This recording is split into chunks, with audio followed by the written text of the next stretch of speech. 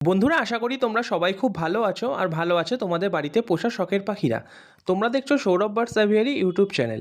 তো বন্ধুরা, আজকে এই ভিডিওতে আমি আলোচনা করব তোমাদের বাড়িতে যখন ককাটেল পাখির বাচ্চা ফুটবে তখন তোমরা কি করবে।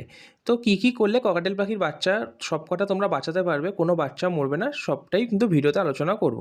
তার জন্য পুরো ভিডিওটি তোমাদের শেষ পর্যন্ত দেখতে হবে। ককাটেল পাখির বাচ্চা ফুটলে সবার প্রথমে তোমাদের যে কাজটা করতে হবে, বাচ্চার মুখটা দেখতে হবে ভালো করে, চেক করে কোনো যেন খাবার লেগে শক্ত না হয়ে যায়। কারণ কি হয়, বড় পাখিগুলো যখন খাবার খায়, সফট ফুডগুলো খেয়ে যখন বাচ্চাদের ফিড করে তখন কিন্তু বাচ্চার নাকে খাবার লেগে জমে শক্ত হয়ে যায়।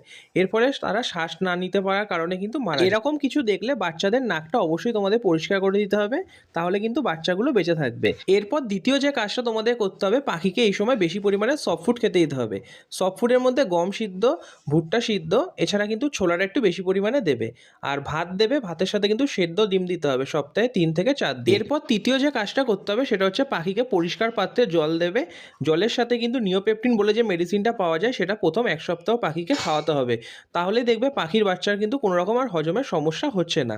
তো বন্ধুরা, যে সমস্ত কথাগুলো বললাম যদি তোমরা সঠিকভাবে মেনে চলতে পারো, তাহলে দেখবে সবকটা পাখির বাচ্চাকে তোমরা খুব সুন্দরভাবে বাঁচাতে পারছো। আর পাখিগুলোর হেলথ অনেক ভালো থাকবে আর কিন্তু তাড়াতাড়ি বড় হয়ে উঠবে। বন্ধুরা, এই ছিল ভিডিও। ভালো লাগলে অবশ্যই একটা লাইক করে দেবে। আর ভিডিওটা যদি তোমাদের কিছুটা উপকারে আসে তাহলে বন্ধুদের সাথে শেয়ার করে তাদেরকেও জানার একটু সুযোগ করে দেবে। আর চ্যানেলে প্রথমবার ভিজিট করলে চ্যানেলটাকে এখনই সাবস্ক্রাইব করে রাখবে এরকম ইনফরমেটিভ ভিডিও পাওয়ার জন্য।